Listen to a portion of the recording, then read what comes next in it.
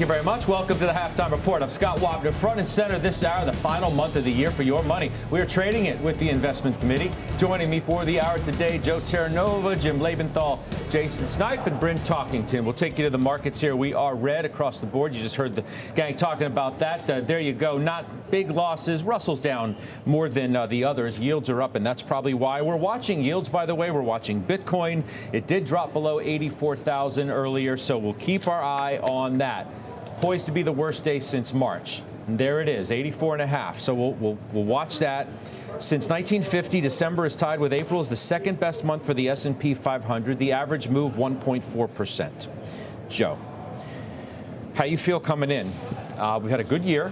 The S&P is up 16.2% year to date. We add to this over the last month of the year? You know, I'm less inclined to take risk as we move through the course of December. We're kind of culminating what, as you said, has been a really good year.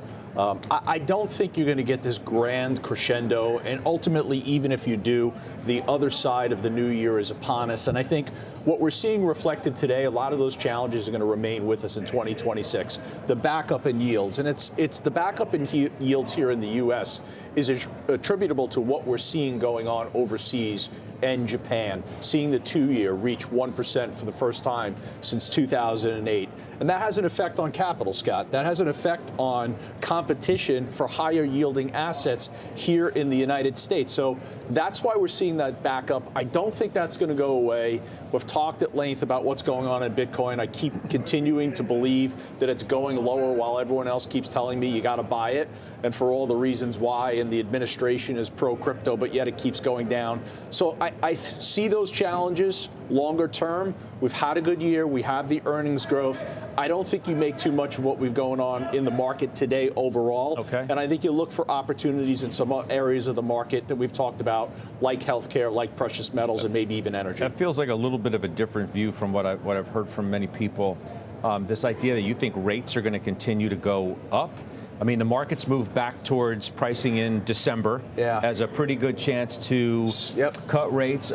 Kevin Hassett, the name being tossed around. If the president wants rates to be cut, Hassett's going to make the argument to cut rates. I mean, so why do you think rates are going to continue to back up? And by the way, the economic data hasn't been like gangbusters either. No, and the ISM today, what are we, 9 consecutive months in contraction? So the things that suggest yields should be going down, okay, but yet yields are not going down. Well, they were going down last week. Yeah, I mean, so they're up a little bit today. We're making a whole statement based on one day's activity. It seems as though there's support at this level between 3.90 to 4%.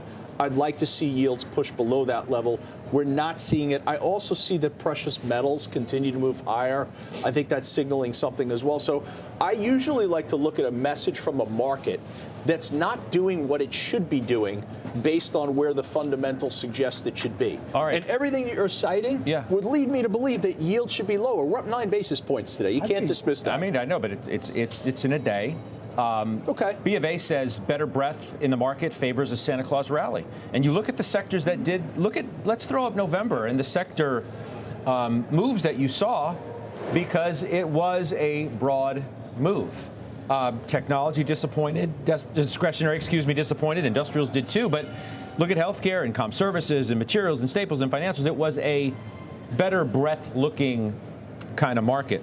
Goldman Sachs trading desk today says there appears to be a growing acceptance around the potential for further dispersion within the market. They look at tech too, but in the market, Jimmy, at large, and they say that is a good sign. Joe doesn't sound like he is expecting all that much over this final stretch. Yeah, I'm on the other side from Joe, which is okay. It makes a market. I look at, just to start with the 10-year, because you guys were just talking about it, 4.09%. That actual absolute level doesn't worry me, and it's sort of right in the range we've been at. Joe, I'd be worried, frankly, if we got below 4% on the 10-year, given that there are concerns about a slowdown in the economy and a weakening labor market. Below 4%, I'd be worried. I actually take take comfort at where the 10-year is right now. I acknowledge what you're saying about Japan yields. They've been spiking. It could be competitive, but I don't think that's going to upset an economy that is still growing nicely despite the slowdown, where we're going to have the stimulative effects of the budget bill in January, where we see earnings estimates continue to go up. And frankly, regarding the broadening of the trade, lower short end of the yield curve is going to help that, as is quantitative tightening coming to an end. I'm a big believer that that is a stealth rate cut on top of what is most likely a rate cut next week, both of which should help the smaller sectors and the more cyclical sectors of the stock market. So I'm a believer in the broadening of the rally and a rally into year end. So we shall see. Bryn, if we have a bit of a disagreement here on two perspectives that vary a little bit, where do you come out? So I think if you take a step back on the 10-year, we started the year at close to 480, and we're at 409. So yields are going the exact right direction, as we've had rate cuts on the short end. Rates over the long end have also come down. And so I think where I agree with Jim on the long end is that we're actually in a good spot. And once again, we've come down close to 80 basis points this year, which is great for the real estate market. What I do think, though, is that next year, as GDP supposedly is going to go higher, I think it will, the long end actually should steepen, because that's telling you when the economy is getting stronger, you want a steepening yield curve. So while the Fed should be cutting one rate in December, and we'll see if we get one or two next year, the long end steepening is telling you the market is healthy. I think you can never compare Japan to the U.S. Japan owns like 90% or 80% of their own bonds plus their own stock market. I think the issue in Japan actually hurts crypto, hurts hedge funds, because you have this weird delevering, I think, that's occurring over there. But I do think we're going to get somewhat of a broadening, and I think within tech, we're going to continue to see that dispersion of return within tech as people are trying to figure out who is actually going to be, the winner in this inning of the AI race. That's how Goldman's looking at it, Jay. That the dispersion that you've witnessed within the regular, the market at large, and in many respects in tech too, is likely to continue. If you look at November's performance within the Mag 7, for example, or at least the Mag 6, taking Tesla out as we're talking about the hyperscalers related to the direct AI trade. Alphabet, the clear winner, NVIDIA, the clear loser. These are not a monolith anymore. Right. If we learned anything in November, it was just that. These guys are going to start moving in opposite directions, in different directions, no longer trading as one large group, correct or no? No, I think that's absolutely correct, and I think that makes for a healthy market, Scott. I think, as I see the story with Google unfold and kind of coming into this year where ChatGPT was going to be the major disruptor and disrupt, obviously, the search business for Google, and obviously Google has stayed strong through this entire year. They're very well vertically integrated. They have multiple revenue streams. And if we think about what's going on with Google Cloud as an example, which, by the way, a few years ago was an unprofitable story for them and now is profitable and growing at a 30% run rate quarter after quarter, I think these are all positive developments for the market. And you want to see this horse race with different horses leading the story from time to time. All right, so you've heard everybody's perspective, which seems to be a bit on the other side of you. Yeah. You want to have a rebuttal? Well, the rebuttal would be, first of all, at the beginning of the year, the 10-year was at 480, and now the 10-year is at 410. I don't care where it was at the beginning of the year. I care what it is now, because next year is only 30 days away. And if you're managing a portfolio, you're thinking about the environment 30 days from now. Where's risk going to be over the next 6 months? Bryn cites it. Bitcoin, lower today. We see a very clear effect on what's going on in Japan as it relates to sentiment and towards risk and taking down leverage. And the caution that I have surrounding if we're going to see these elevated yields is if, in fact, that is the case, then you are going to see a continual process where the desire to increase risk exposure is not ultimately going to be there. Sure, but I'll go back to at every, if not every, virtually every point of concern in this market over the course of the last year, it has resulted in a V-shaped recovery. That's because every single time. And I think that's because of market structure. I really believe that. I think market structure has changed so dramatically over the last several years that both when markets need to recover or when markets need to work off some overbought conditions, you see very violent, aggressive moves in one direction that resolve themselves much faster than we're used to over prior decades. But it's also emblematic of people getting all bared up about a specific issue and then realizing that the overall environment weighs too heavy to the bullish side. So then they realize, okay, well, we're just going to buy that dip. So just going to buy it. Every single opportunity that investors have had. You go back to DeepSeek, you go back to Liberation Day, and the next one, and the next one after that. And if today is any way related to Japan, and there's a little risk-off activity, aren't you going to get your eye back on the prize of what still is the table in front of you? I'm sure tomorrow you're going to have Turnaround Tuesday. That's usually the case. And ultimately, what I'm expressing is a degree of cautiousness as we move into 26. I think we've priced in a lot of really good things in 2025. And don't let my remarks indicate that I think the market's going down in 26, but I think it'd be very difficult to replicate the type of performance, the broad-based performance that we've had so far in 25, both in equities and in bonds in 2026. We could have a positive year. I'm just not that excited about the opportunity for 26 to look a lot like 25 or to look a lot like 24 or even 23.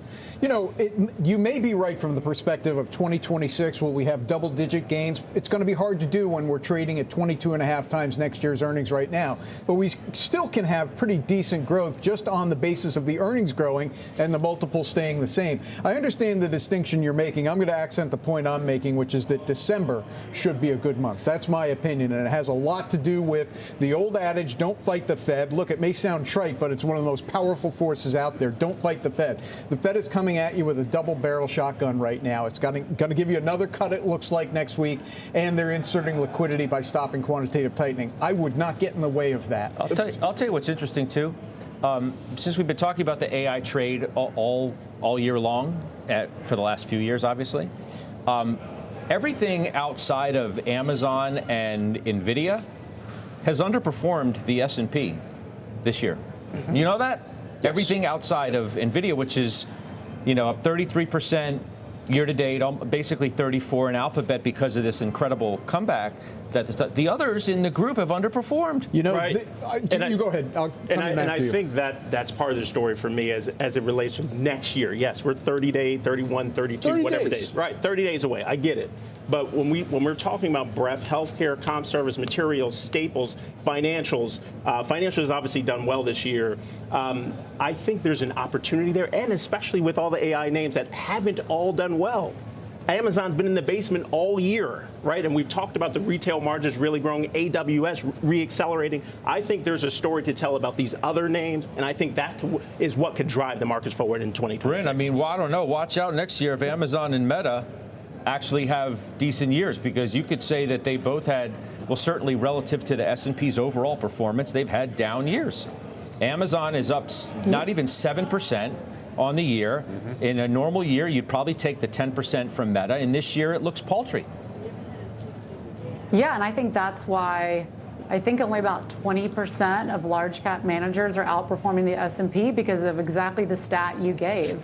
I mean, who would have guessed those are the two to overweight, right? Otherwise, you just should buy the S&P. And so I think once again, you're going to continue to see this dispersion. I think right now, the closer you are to OpenAI, the worse your performance has been. And I think that's hurt Microsoft, for better or for worse, right? I mean, Microsoft has Mustafa, Microsoft has Satya, they have Copilot.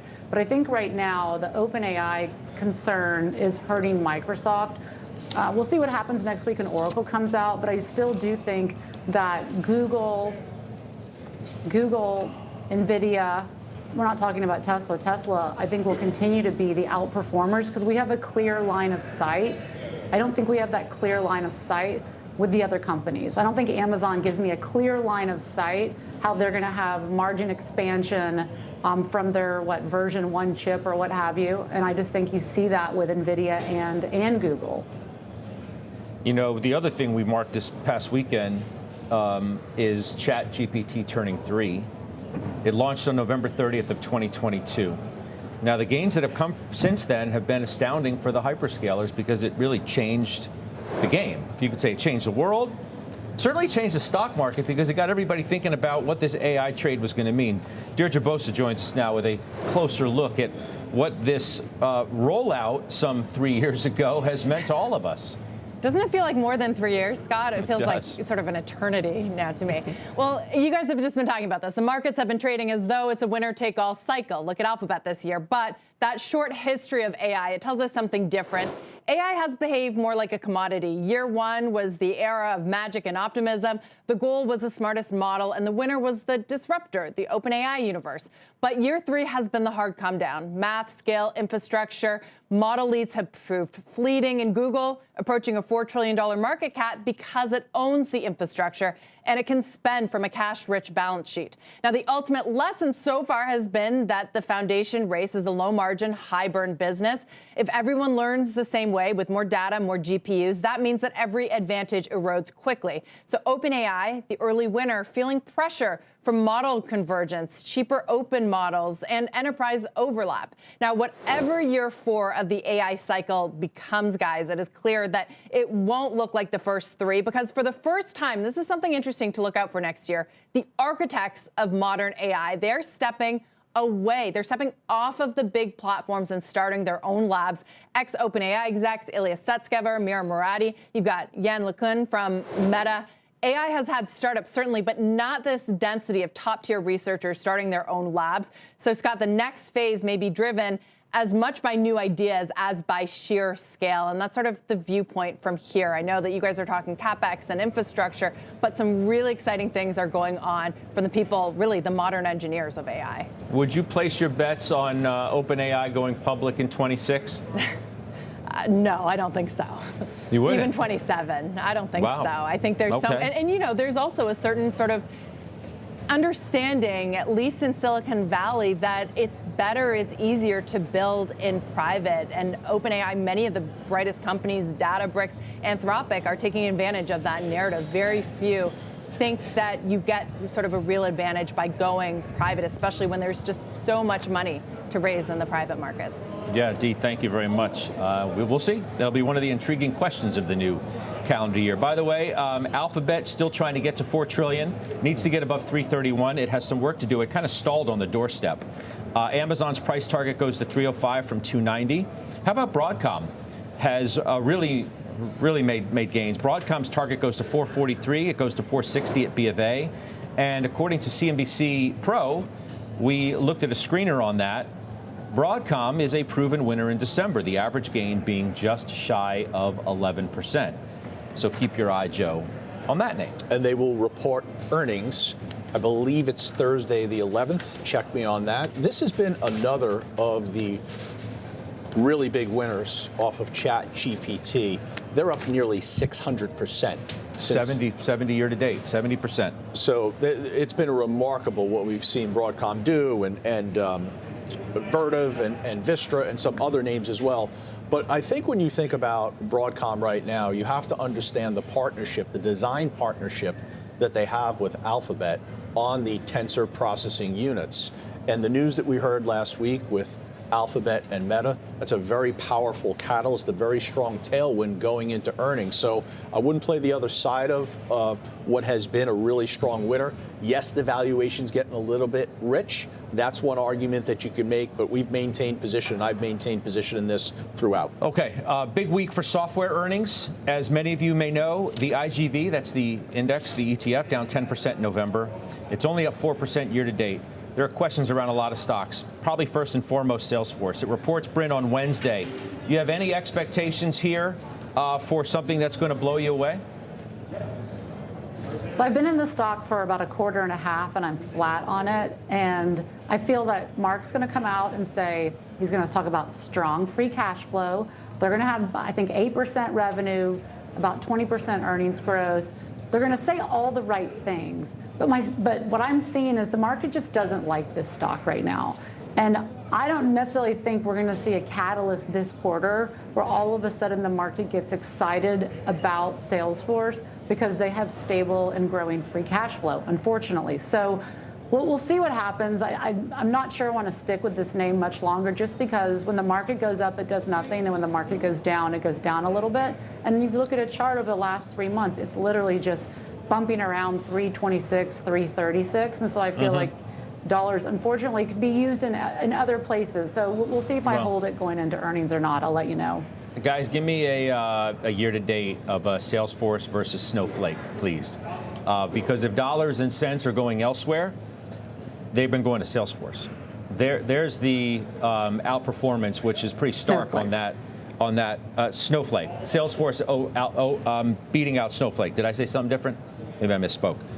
Jason, you have Snowflake, right? Yeah, it's been a phenomenal performer. You see it, Scott. It's up 63% year to date. So data warehousing has been the story. I think they continue to create new AI tools that I think is going to be a positive for the stock. Operation margins have been growing. What I'm watching for here is product revenue. Product revenue is going to be the key metric that's going to be in focus for me as we watch and report. But it's been a great story, and I think that's obviously where the flows have been going. CrowdStrike is this week.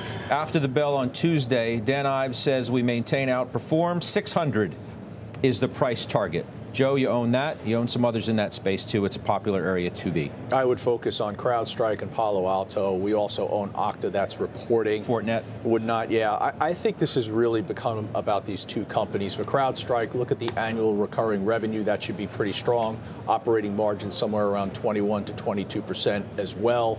And I think the reason it got dragged down last week, Scott, is Palo Alto doing that deal for Chronosphere. After doing the CyberArk deal, the market was a little troubled by that. All right, let's talk some retail, too, for obvious reasons, because we had a pretty good Thanksgiving shopping weekend, and we are in the throes of Cyber Monday. Since we're talking about cyber, we might as well talk about Cyber Monday. The XRT ETF is up 9% in some 5 days. Best 5-day stretch of the year, according to Bank of America. The third best 5-day stretch in some 3 years. You got Ulta this week. You own that, but you have other exposure too. So how are you feeling about this? Burlington, Costco, Ross, TJX, and Walmart, Williams-Sonoma as well. Very idiosyncratic. It's interesting because when I look at the 11 major sectors of the S&P, consumer discretionary is where you have the most difficulty in finding momentum and sustaining momentum. Your hit rate is not very strong there. So TJX, to your point, has been good. Burlington was awful last week, citing warm weather impacting traffic, but yet it was okay for TJX. Ross Store, okay. As far as Ulta on Thursday, should be okay. Online has been really strong. They've limited promotions, which has worked in their favor. They're really focused right now on profitability. Options market says 8% move either direction. Jay, Costco, talk to me. What's up with this stock? Oh, man. What's up with Costco that? flat for the year, right? You normally don't see some of the things that have been happening with this. Right. It's been kind of a bifurcated retail market. Would you talking about some of the numbers that we've seen in retail? For me, as it relates to Costco, I think it's expensive. I think it's had a nice run last year. Listen, the renewal rates are still above 90%. Kirkland brand is still doing fantastic.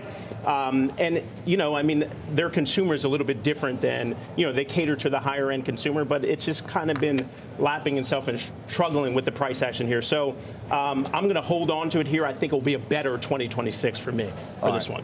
All right. We'll finish where we started. The outlook. Because RBC is out, Joe. I'm gonna bring this right into your grill. Sure. All right. 77.50 is RBC for 2026. Investor sentiment may have more room to fall, they say, in the near term. They're channeling you, but is already at levels sending a contrarian buy signal over the long term. That's them. 77.50. Okay. Sounds potential, like it potentially could happen. Here's what I think about 2026. 2025 was a year of momentum. 2026 will be a year of quality. Okay. I'll take it a little differently. You're just leaving it at that? I'll take it a little differently. Quality, or how about broadening? Because if this AI trade, which is now entering its fourth year, is supposed to have an effect on the rest of the economy, we should see it showing up in results of non-AI stocks next year. It is overdue. Well, by that logic, you're suggesting that every single stock in the market should go up because it's going to, everybody is going to be touched by AI. I understand why you take it that far, but I think that's, taking it too far. I don't think so. That's basically what you said. No. What I'm saying is a broadening of the rally. Look, if you thought because I was giving you all this love about Alphabet that it was just going to continue on this stream of this love fest. Don't worry, I didn't think that. You are I did not think that. Don't worry. Over for me. I've been doing this long enough to know better. No, obviously not every single one of the other four 493 stocks is going to be positive next. That's not what I said, Joe. Stop. But no, we should be seeing effects now in things like the consulting companies, like the travel companies. We should be seeing productivity effects that show up in better than expected earnings. All right. We are back. Bullishness abounds with the casinos today. Wynn added to Goldman's conviction buy list. Las Vegas Sands target raised to 80 at Argus. Both stocks hit new 52-week highs today. Jim, you get Wynn first. That is yours. A lot of things going right for Wynn. First off, you got Macau November gross gaming results, much better than expected, and every indication is that Macau is going to be a cash cow for the coming future. Las Vegas, no matter what slowdown happened over the summer, Wynn outperforms because it's the highest quality resort on the Strip. And then finally, the most important thing about Wynn is the Al Marjan Resort, which is going to open in approximately 1 year, and it is now starting to get recognized by analysts, including Goldman Sachs, and it's not the first time they've mentioned it, but they're starting to focus on this as something that is not yet fully priced into the shares. So I do think Wynn is a great stock. I have to point something out, Scott. Please do, It has Jim. transitioned from a value stock to a momentum stock. It hurts me personally and deeply that it's not in the Joe T. I've discussed it with Joe enough. He's got other stocks in there that he thinks are higher quality. You know what is in there? Las Vegas Sands. But I mean, the point being that your neighbor has gone out of his way numerous times disparaging the casinos. He hates on the stocks. He calls them dinosaurs in the desert. And then he hides behind the rules of his ETF and buys Las Vegas Sands in the face of all that. And not Wynn. You happy? The heat's back on me now. Let me tell you the reason that we did not buy Wynn, and it is because of the return on equity. And you know that. I know you know the company. The return on equity is slightly higher than what we found in Las Vegas Sands. So you're right, the momentum is there for both of these casino names. They're both doing well. Las Vegas Sands gives you a little bit more exposure to what is a recovery in China. I think that's been very clear in 2025, and a little bit of a better balance sheet. Don't get offended by that, but I think you would agree with that. All needling aside, the momentum is there in these names. Absolutely. It's unmistakable, and you got to ride it right now. Okay, Exxon reiterated buy today, 145 at UBS. You own that too, don't you? Exxon, I mean, look, I've had conversations on the desk with people who will not be named, but who often irritate me. Name them, please. Just name them. It's your friend and mine, Steve, who says this stock can't possibly go higher even as oil prices go lower. Well, yes, it has gone higher even as oil prices have gone lower because it's the best in the business. And unless you're not going to own energy at all, which is the wrong move over time, then you have to own ExxonMobil. All right. You got anything else you want to say about him? No, I mean, listen, if he's listening, now he knows he's living rent-free in my head, so he'll come back on that. But he's already thinking up the comebacks that he's going to use the next time he's on the show. Raymond James was removed from Goldman's conviction buy list. They still have a buy rating, and they don't really point to a specific reason either for removing it, but it has been removed. It has been removed. The turn in the dollar marked some of the financial sectors peaking, and Raymond James was one of those names. September 18th, the stock peaked. Earnings you weren't able to turn it around either. It's now decelerated. It's into its critical moving averages and could technically break down further. It's kind of weird that you have it on the conviction buy list. It's done nothing year to date, and now it just goes to the buy list. You maintain it as a buy. Do you maintain it as a buy? I think, no, I agree with the downgrade. I think you have What do you mean a downgrade? It's from conviction buy to buy. Well, that's a downgrade. In the eyes of Goldman Sachs, that's a downgrade. As someone that looks at that extensively. Do you maintain it as a buy? I think that the momentum is clearly decelerating. That September peak and the subsequent price action, you have to respect it. A lot of names in the financial sector, not your JP Morgans, not your Citi, not your Goldman Sachs, they've maintained the resilient strength into the fourth quarter. But you'll find some financial sector names that found the peak in the third quarter. You know what, by the way, I'm glad you went there because I was going to bring this up earlier. In the fact that it's been all AI all the time, right? The big banks, they've crushed it this year. You know some of these gains? Citigroup, Jimmy, 46%. Goldman's up 40%. We've been talking about those stocks hitting highs on a regular basis. JP Morgan's up 30. I mean, let's Bank of America's up 22.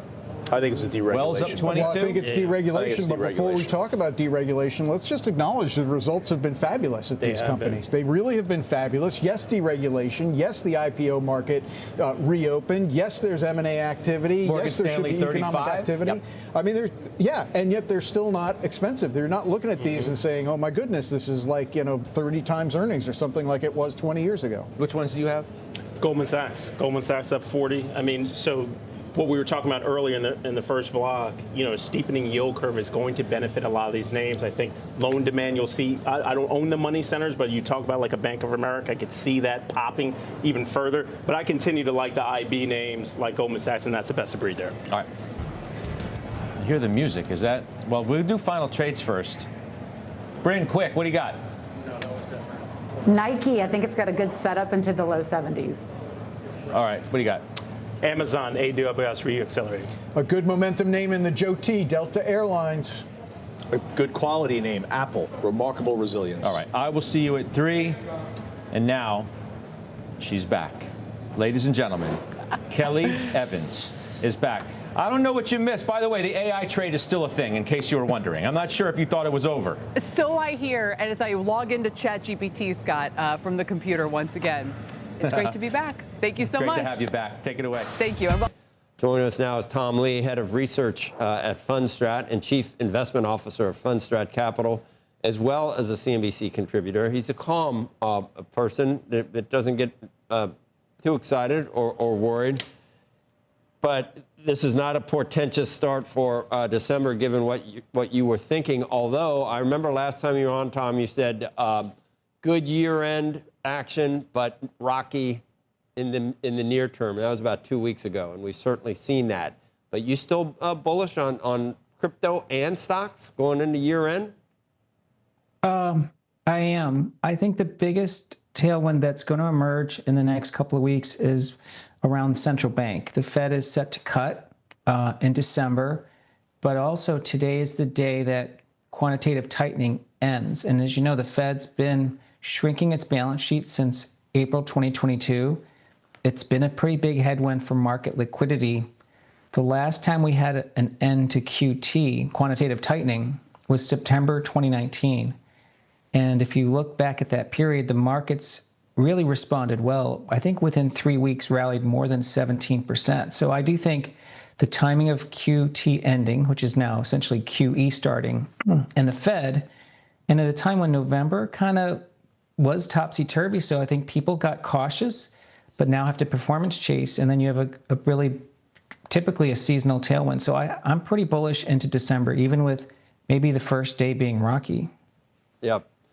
So it's still all about the Fed for you, because I was thinking there is a time when a market can hit an inflection point where the reason the Fed is cutting becomes a problem for the markets. That's what I thought. With the jobs and everything else, there might come a time where purely Fed cuts or the backdrop is that there is some weakness in the market, in the economy. You don't see that? I mean, I'd say that the shutdown put a blackout on data, and I think that created a bit of anxiety because, markets like visibility. But to me, the fact that claims have been behaving and the September jobs report kind of showed a bit of a recovery. I think the labor market's probably holding fine, but the Fed doesn't want that to worsen. But I think the inflation story has actually weakened a lot. So to me, the Fed would be cutting for the right reasons, which is as they look at the next 12 months, the tariff inflation impacts are fading, but there's risk on the job market. So, I mean, I think it's cutting for the right reason, which is, real rates are tightening if they don't cut. Here's what concerned me about a couple of weeks ago, Tom, with the market's behavior, and that was watching all of the AI high flyers dip and drop, and pretty precipitously in some cases, because it looked like the Fed wasn't going to cut. That raised questions about what was happening in the private markets, and it made me start to wonder, okay, are we looking at a lot of business models that don't work if the Fed doesn't continue to cut rates? Are these the business models that are driving and powering the market right now? That's the one thing that made me sit up and say, that's a little different. Yeah, I think there was a bit of soul searching, Becky, in November, because we know leverage rose. And we know there was deleveraging in some markets like crypto, and we know margin debt's high. And I think that there was essentially a reset in November because the market had a 6% decline, but the AI stocks and the meme names and a lot of other names fell even more. So I think that position reset has been healthy, and I think many fund managers we talked to in November, in the midst of all that, kind of threw in the towel, thought the rest of the year was sort of a write-off, and now if December is strong, there's going to be a bit of performance chasing, and I think that's what you should typically expect in the final weeks of the year. I thought it was when we saw Bitcoin sell off and sort of the high flyers sell off on the notion that Powell got hawkish at that one, whatever it was, that one meeting. And then Williams totally turned that around. And the Fed futures jumped, and it became clear they're definitely cutting again. And we got very little for that. Bitcoin should be back at 100 if it really is totally dependent on Fed easing. And if it's a debasement trade, which people say it is, we didn't get much. For now, everybody, you're sure that they're going to cut now. There was a time where we thought they weren't going to cut. What do we get for going back to cutting mode? Yeah, I mean, Bitcoin and crypto have been disappointing because they really took it in the gut in mid-October and then kind of got hit again when, you're right, when the odds of a Fed cut dropped, Bitcoin fell. And then now that the odds have recovered of a cut, they haven't quite recovered. I mean, I think that's still the lingering effects of that deleveraging that happened on October 10th.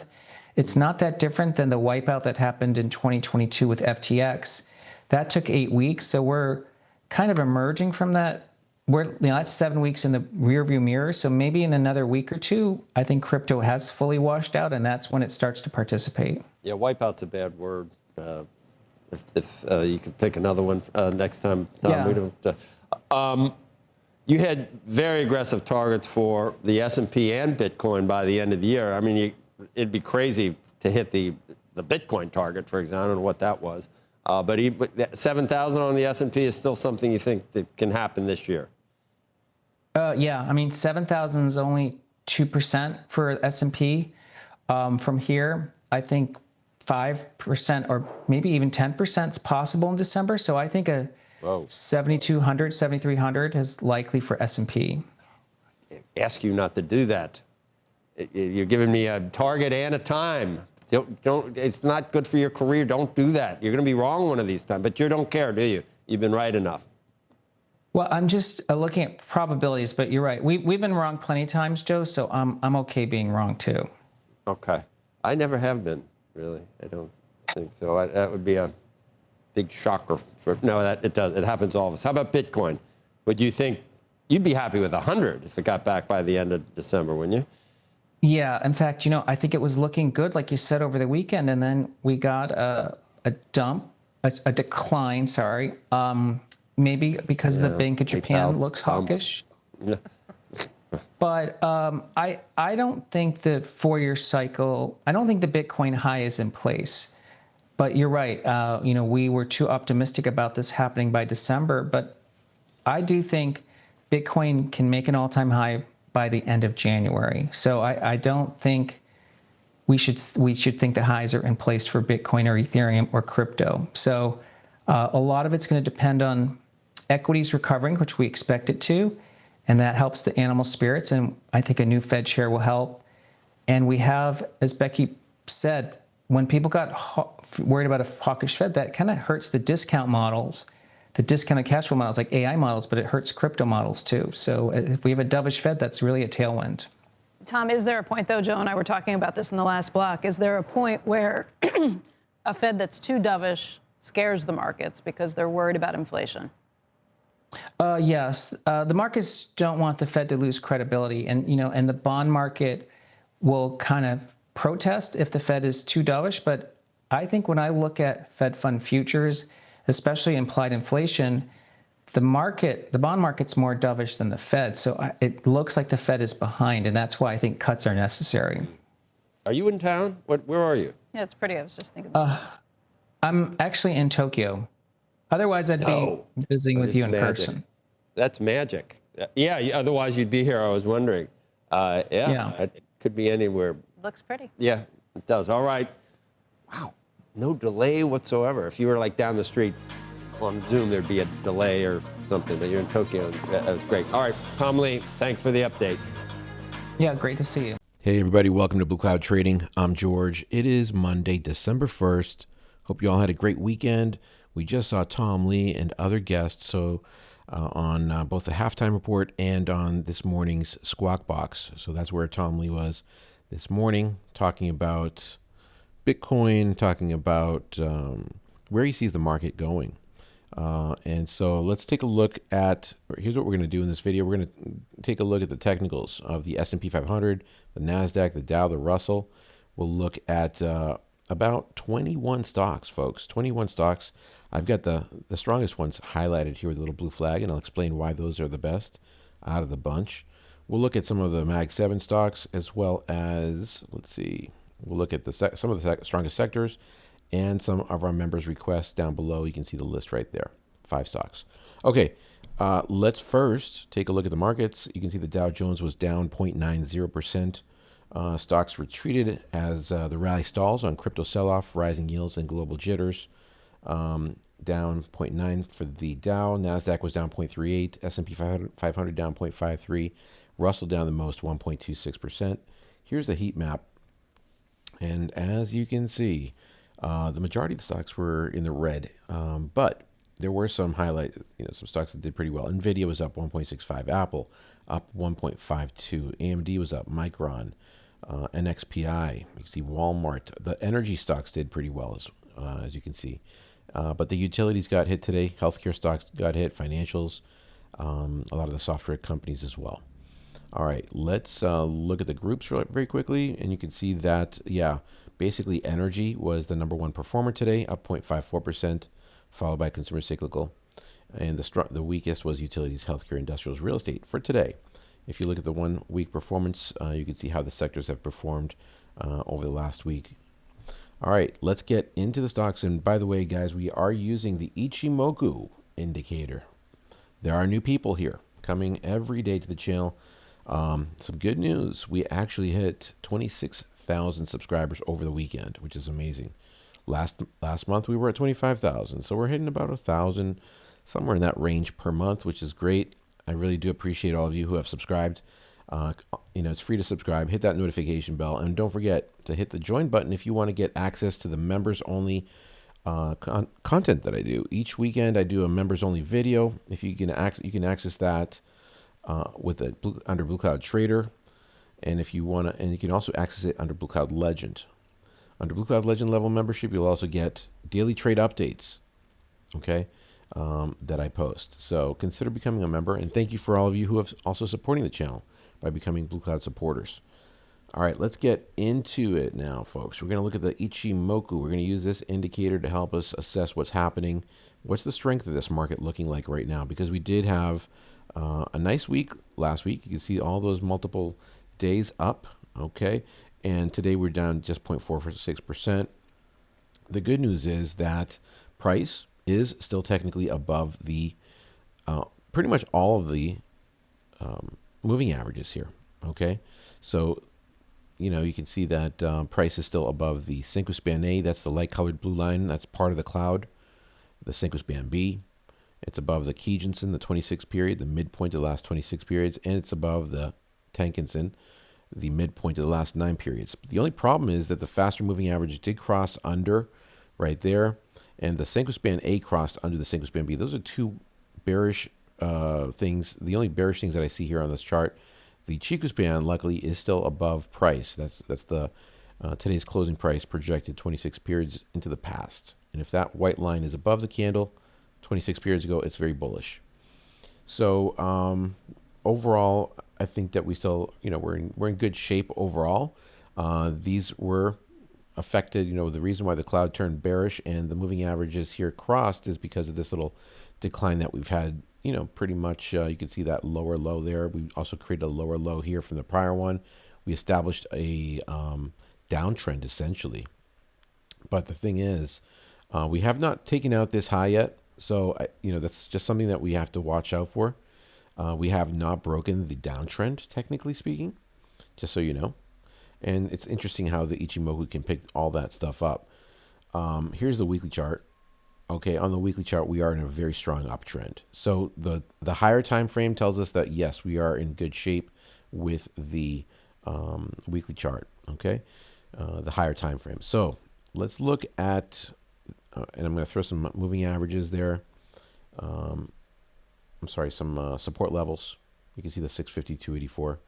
Yeah, we found some support here last week, and then it just bounced off that level. And the cloud itself. Here's the Qs. Okay, similar situation, right? Negative crossover, Tenkan-sen under Kijun-sen, but everything else looks good in the Qs. Down 0.34. The Dow Jones DIA ETF, similar situation here as well. All right, you can see the Tenkan-sen under Kijun-sen, but price is above. It was down 0.81. I did mention on Friday, I don't know if you guys caught that. I said, guys, there's a higher probability that we might potentially see a little bit of a pullback here. Because, look, that's 5 days in a row. It's not that often that you see that, okay? You see 4 right there, okay, 3 right there. It's very rare to see 6 days in a row. Let's see, there's one instance right there, and that was back in June, okay? Or, yeah, late June into July.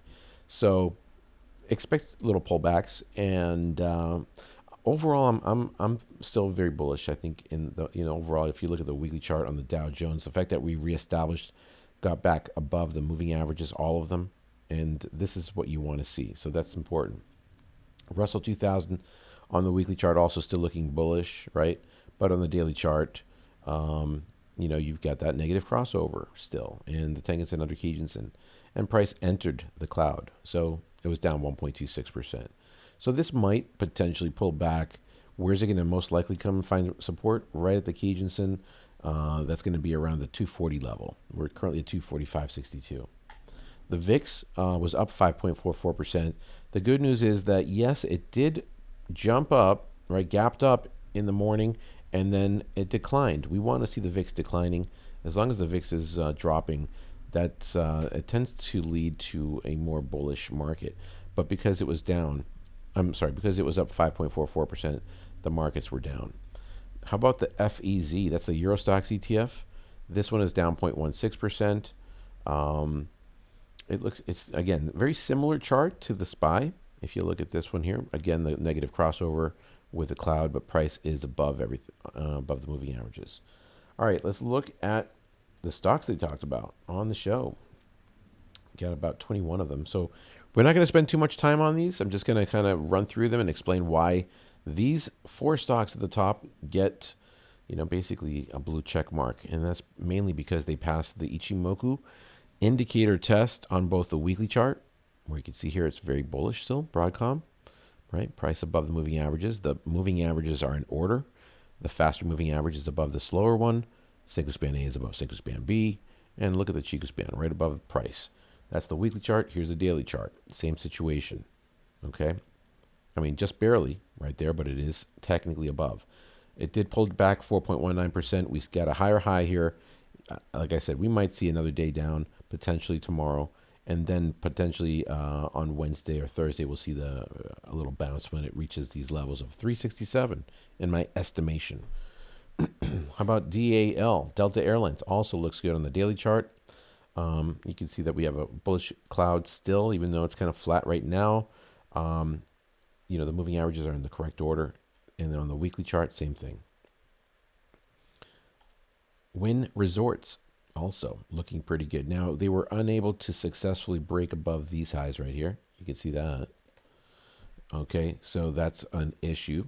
But, yeah, we created like a little tiny, almost gravestone doji type candle. That's a negative candle. But it was up 3.18%. So Wynn Resorts looking okay on the weekly. Here's the daily chart.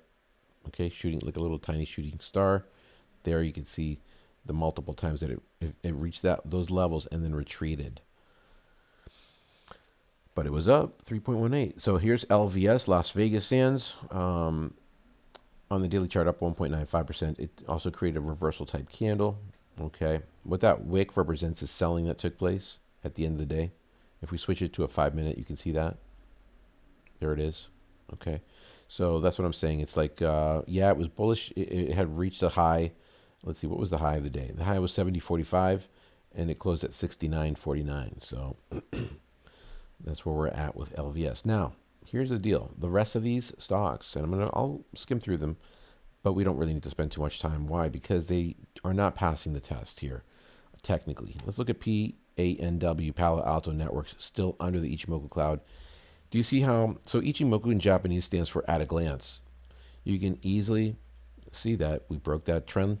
We are currently in a downtrend. There's the lower high. We broke that low. We are still in an embedded decline, and it's likely to continue dropping. So, you jump in here, you're playing with fire. You get that 200-day moving average as resistance above. Tenkan-sen is there. Kijun-sen, the cloud itself. You've got a bearish cloud in the future here. That's not good.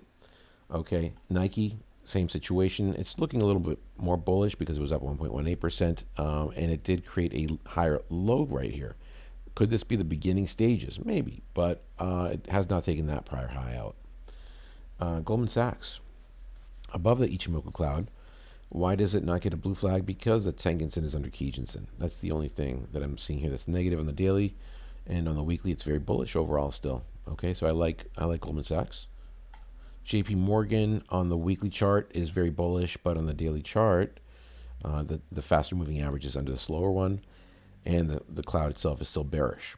So it's not perfect. That's all that means. And it has, it should find some resistance at the 26 period here, but this is a bearish pattern. It's called a bearish engulfing pattern, those two candles. If you're unfamiliar with this pattern here, go to my Twitter page, guys. It is, hold on. Look at this guy. Live! What the hell? This dude, craziness. Let's go back. Sorry, let me go to the, this is my channel. Let's go to the channel. Okay, so on x.com, Twitter, my page is @BlueCloudTrader. Okay, if you want to get the cheat sheet, go to next to post and replies, look for highlights, click on that, scroll down a little bit, and there's the cheat sheet for the candlestick patterns. You can download that for free and learn a little bit about how to read candlesticks. Opening price, closing price on a green candle. The high is the high of the wick. The low of the day is the low of the wick. Okay, and everything is represented right here, and you can see some of the different patterns that I'm talking about. All right, let's get back. So let's see, where were we? JP Morgan. So yeah, like I said, bearish engulfing pattern. Okay, and so that would be basically this right here, this pattern that you see right there, bearish engulfing. All right, let's go to the next one, IBIT, Bitcoin ETF. It dropped. So yeah, it popped above the Tenkan-sen briefly, and then, you can see that low right there, the 52.76. It came right to it and dropped, gap down, down 5.92%. So Bitcoin has a lot of work to do here, for sure. BMNR is Tom Lee's. So Tom Lee was appointed chairman of BitMine Immersion Technologies on June 30th. And how's this doing right now? Well, this is also down 12.62% today. It's a very, very volatile. Beta's 3.49, but it's it's under the 200-day again. It's not looking particularly great at this time. I would not be adding positions here yet. KBE, S&P 500, the S&P Bank ETF. That one's above the Ichimoku Cloud, but the cloud is bearish still. All right, that's the daily chart. Here's the weekly. Weekly looks good. CRWD is CrowdStrike. It is in between the two moving averages here. Overall, a pretty strong trend, except for the fact that it's under the 9 period. On the daily chart, we are still in a decline, so I'd stay out of that one. Let's go to the next one here. RJF is under the cloud, obviously in a decline. Stay out of that one, folks. CRM still in a embedded decline. Look at that 200-day moving average. I mean, it's been dropping since this level here back on January 29th. It's already dropped 36.57%. It doesn't look like it's really bouncing anywhere around here. It's taken out this low here, took out that low right there. It's just for the first time in a while, we got back above the Tenkan-sen. Last time we were above it was on November 3rd. Okay. Snowflake on the daily chart is under the Kijun-sen. All right, and we've got a Tenkan-sen under Kijun-sen, the faster moving average under the slow. I'd stay out of the snowflake for now. Just curious. Let's look at the weekly chart. Weekly chart doesn't look terrible. You know, it could certainly take that, get bullish again very quickly. Costco is still in a very embedded decline. I'd stay out of this one. Ulta, Beauty, popped above the cloud. That's very bullish. Whenever price breaks above the cloud, that's a very bullish situation. Notice a couple of other things that are happening. The Chiku span is above price, where it was under in the back here. So again, that's the closing price projected 26 periods ago. And that's a bullish signal. The Tenkan-sen is moving up. Looks like it's crossing the Kijun-sen, but the cloud itself is still bearish. And here's a weekly chart. Very bullish. I like this. So Ulta looks good overall. BURL, Burlington Stores, no on this one, guys. Under the cloud. Down 3.89% today. That's the weekly chart. There's the daily. Looking very bearish. XRT is retail ETF. It's finding resistance here. Obviously, the sellers are coming in and they're pushing the price down. Has not been able to take out the prior high. Wait, I take that back. They took out this high here, but we still have a lower low. Okay, so that is a megaphone type pattern. Not something I would be jumping into. I don't like those. I want to wait. Maybe it will pull back, you know, find some support at the moving averages, break through the cloud. Now you've got something. XOM, ExxonMobil, looks pretty good overall on the daily, except for the price still being under the Tenkan-sen on the daily chart. And on the weekly chart, it's still very bullish. So I like XOM. Energy did well today, up 0.61% for that one. And GRNY, that's Fundstrat's, Tom Lee's from Fundstrat, Granny Shots US Large Cap ETF. Here it is on the weekly chart. It's still under, it's currently under the Tenkan-sen. It did break above it last week. Here's the daily chart. It's still inside the cloud, not looking particularly great for an entry point right here. Okay. Let's look at the Mag 7s. We've got Apple, very bullish here, breaking above that 277.32 level. There's the daily chart. I like Apple. Here's the weekly chart, looking very bullish, guys. Tesla. Okay, on the weekly chart, it is still staying above that Tenkan-sen. We've got a bullish cloud. On the weekly, it looks good. On the daily, it is still inside the cloud. So no on Tesla for the time being, in my opinion. Everyone can make their choices about what they want to do. I have a system. I've got a strategy and trading rules. And the Ichimoku is a great way to follow the rules. If you follow the rules, at least for your entry points, your probability of having, more positive and successful trades increases significantly. When you start trying to guess where this thing is going to turn around, like Meta, for example, yeah, we've got like what, 1, 2, 3, 4, 5 days of bullishness right now, but it's obviously in an established decline here. Okay, there's the lower low right there. Developed another one right there. It accelerated, okay, to the downside. Look at that big drop. It could come up, meet the 200-day, and drop some more, or the cloud. And so that's why it doesn't make sense to add here. Microsoft is still in a decline as well. I'd stay out of that one, folks. There's the daily chart. Here's the weekly. Amazon, okay, has been making a little bit of a run here. It is technically above the cloud, but the cloud is still bearish. And the faster moving average is under the slower one. So no on that one. All right, let's keep going. I'm just going to show you guys the strongest sectors. XBI looks pretty good still, even though it was down 2.69. That's the biotech ETF. It had a big drop today. Lost a little bit of that momentum, but it was like, look at it. I mean, it was going straight up. And again, when you start seeing candles forming, like this one here, small little candles that are forming, that's giving you a hint. Guess what? There's not enough. The buyers are starting to dry up, right? And expect a potential pullback. And so we got it. Now it might come right down here and meet the Tenkan-sen and then bounce. So, but overall, the daily chart is good. The weekly chart is also good. Weekly is developing a bearish harami pattern. Check that one out on the Twitter cheat sheet there that I shared with you guys. Energy. Okay, still stuck in this symmetrical triangle. has been unable to break through that triangle. So energy does look bullish overall, though. If you look at the moving averages here, the Tenkan-sen, I'm sorry, the Senko span A is above the Senko span B. Price is above the moving averages. It looks good on the weekly. How about the daily? Daily too, right? Bearish. We have a bullish cloud. It's just reaching a level of resistance and pulled back a little bit towards the end of the day. If you look at the 5-minute, you can see that right there. Almost creating a double top on the 5-minute chart. Interesting. GDXJ, which is the Junior Gold Miners ETFs, coming closer and closer to that 112.45 level, and it created what's called a dark shadow.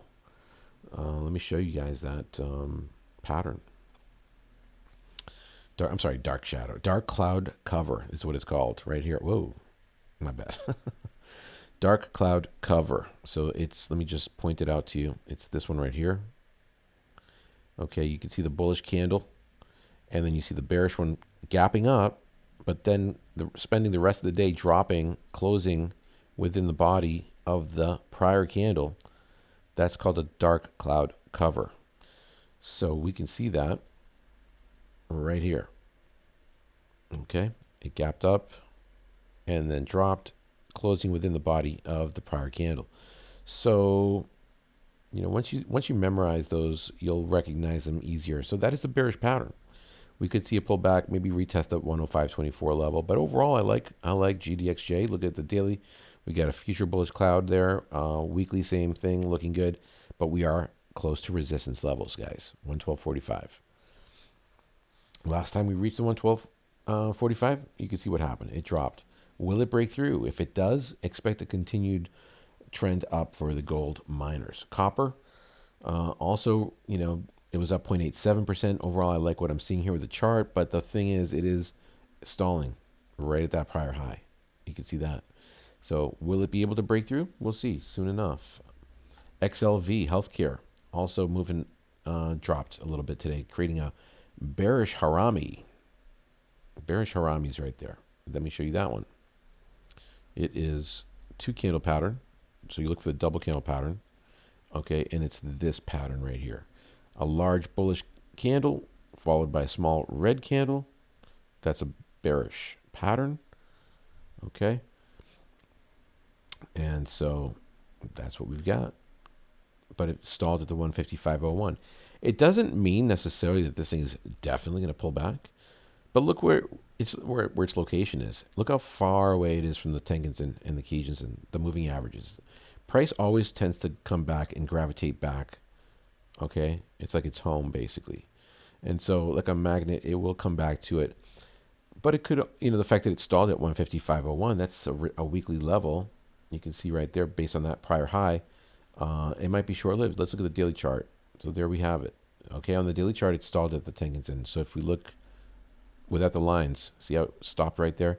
That's why I think there's a higher probability that we might bounce here with XLV. But, you know, can't predict the future. All we can do is have a higher probability trade. And, you know, one of the things I liked that Tom Lee said today in the interview is like, yeah, he's been wrong many times, you know, but it comes down to it's all about probabilities. And, you know, he's making some good, in my opinion, he's making some good guesses. And what he talked about, you know, with the quantitative tightening that's going to be ending, it is a very bullish, it's going to create a more bullish sentiment, you know, in the markets, I believe. So we'll see if he's correct. I agree with him on this. It would take something like a really negative event to, you know, break this trend that we're currently in. It would have to be something serious. And I don't see it out there yet. Silver is looking good still, but it created a spinning top pattern, which is also a reversal pattern. Okay. So you have to be a little bit careful here with silver, but overall, I love the chart. Very bullish on the daily and on the weekly. I think it might be just a short-lived pullback potentially that we might see. But again, no guarantees that this could, of course, just tomorrow, just gap and continue its move up. We'll see. But it is far away from the moving averages, as you can see right here, these 2 moving averages. What about gold? Gold is looking good, up 0.48%. Above the clouds, above the Tenkan and Kijinsen on the daily and on the weekly chart, same thing. Now, the rest of these I'm not going to go into, folks, because guess what? The technicals don't look particularly great in one of the time frames. It could be the weekly, it could be the daily. I'm not going to spend my time with it right now. But I am going to go into some of our members' requests, like COHR. Here it is on the weekly. Coherent Corporation, it's in the technology sector, scientific technical instruments, coming up to the 168.57 level, stalling around that area. Here's a daily chart. So, you know, we've got to wait and see what's going to happen here. It's down 0.46%. I like the stock overall. It looks very bullish. It does get the blue flag. It's more of a, I would say, more of a hold position here because you want to see what's going to happen these next few days in the markets. VET, the Vermilion Energy Inc. Remember, energy is doing pretty good, so it's a pretty strong sector right now. Daily chart looks good. It's stalled, pulled back, stalled. It's a bearish harami, but it did stall at the Tenkan-sen. Here is the weekly chart above the cloud. All right, Tenkan-sen is still technically above the Kijun-sen. The cloud itself has turned bullish in the future. Now, if you're wondering how is this plotted? You know, what information is it taking to plot, right? I'll just show you, I guess, on this chart, just to give you a brief overview. It takes the 9 period, the midpoint of the last 9 periods, and the midpoint of the last 26 periods. So basically the middle of these two moving averages. Okay, and then it just, if you go 26 periods into the future, boom, that's where you'll find it. Plots it based on mathematical equation. And then the Senkou span B is basically the midpoint of the last 52 periods. So imagine, you know, I know most people are used to the 50-day moving average, but what if it was a 52 period, okay, and it didn't take the closing price, but instead it took the midpoint of each candle. The high, the low divided by 2, it gives you a much better average, in my opinion. And that's why it can also flatten. But instead of projecting it under the candle like it does in these cases here, right, with the 9 period and the 26, the developer of this indicator back in the late 1960s, okay, I can only imagine what kind of drugs he was taking to come up with something like this. But it was, it's a pretty brilliant concept. Actually, the indicator itself was invented or incepted in the late 1930s, but he did work on it for many, many years before publishing it in the late 1960s. And it's been adopted by many financial institutions since. And so, yeah, look Ichimoku indicator up. Google it, folks. Learn a little bit about Ichimoku. It will help you with your trading, I promise you. You'll, you know, once you understand the rules, it will make your trading 1,000 times easier because you can look at the fundamentals. It's important to look at the fundamentals. Don't ever not consider fundamentals when making decisions, right? But then it can help you with getting a more optimal entry point, like it did here, where price got above the cloud, above the moving averages, and you saw the move up. Right over here, we had a positive crossover. Price was above the cloud. It moved up. Okay. What happens when price drops under the moving averages? It tends to drop. Right there. Drop. Okay. Drop. So just keep that in mind. All right. And then we'll go to Micron. MU is the ticker symbol on this one. Here's the daily chart. Tenkan-sen is under Kijun-sen. I like what's happening here. Is up 1.68%. It created a bullish engulfing pattern. It's when you have a small little a small candle followed by that engulfs the prior. So like you have a bullish, let me say that again. You get a bullish large candle engulfing the smaller, okay, candle that's prior to it. It could be a red or green. It doesn't really matter. So that's a bullish signal there. But the Tenkan-sen is still under Kijun-sen. That's why it does not get a blue flag. What does it look like on the weekly chart? Very bullish. Okay. Lift Technologies on the weekly chart. Let me get rid of some of these lines. We got a lot of lines here. It's in between the two moving averages. It's bouncing off that Kijun-sen. Looks very bullish overall on the weekly. Up 1.95%. It still needs to break back above on the daily chart. Also looking good because it stalled inside the cloud. You got that bullish type candle right there that almost it looked like a hammer. And now it's moving up, and it broke through on Friday above the cloud, staying above it on Monday, December 1st. And let's see what happens. I mean, but the faster moving average is still into the slower one. Chikou span is above price. The future cloud is a little bearish right there. You can see the Senkou span A is under Senkou span B. But I like the fact that it is, in fact, bouncing off these lows here Okay, you can see that the support the support is holding, folks. It is holding up. How about Uber? Not as great here with Uber because let's look at start off with the weekly chart. It's pulled back. We still have a bullish cloud in the weekly chart. Remember, you have to determine what time frames you want to utilize in your decision-making process about when you want to enter or exit positions. Personally, I like to look at both time frames. I like to get an overall big picture of where what the stock is, and then I'll determine my entries and exits. And that's what I share in those member-only videos, guys. That when I'm going over my entire portfolio, consider becoming a member by hitting that join button on my page. But yeah, so Uber pulling back. I like what I'm seeing here with this candle. It was a bullish harami, and it didn't really move much yet, but it could certainly continue moving up on the weekly chart this week. On the daily chart, you can see that there's the hammer after that big pullback. It's playing around with the 200-day moving average here. It broke above it on Friday, November 28th. Now it's under it, and it's hard to tell exactly what's going to happen because the weekly chart, it looks like it's kind of stalling at these levels. This is an area that I'd be watching probably. The low here is 81.51. Okay, so 81.51 is your low. Anyway, what else? That's it, guys. That's it. Daily chart. Yeah, we talked about it. Okay, so that's going to do it for this video. Thanks for watching. I appreciate all of you guys. Don't forget to like, subscribe, and help me build this channel. Let's make it bigger so more people can get into it, learn about trading. Share this video with someone that you think might be interested. I'm trying to find an easy way for beginners to get into trading, but this is also great for intermediate traders and even advanced traders. We can all learn from each other, with these YouTube videos. So thanks for watching. I'll catch you all in the next one.